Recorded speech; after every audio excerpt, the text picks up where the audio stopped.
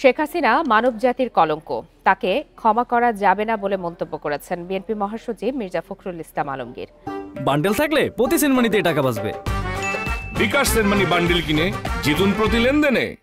আওয়ামী লীগ প্রশাসনকে যেভাবে ব্যবহার করেছে তা নজিরবিহীন বলেও মন্তব্য করেন তিনি।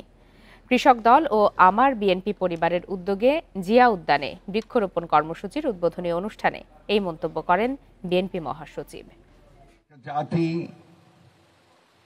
নির্মিত হয় মানুষ দ্বারা, তার পাহাড় পর্বত নদী নালা সম্পদ দিয়ে নয়।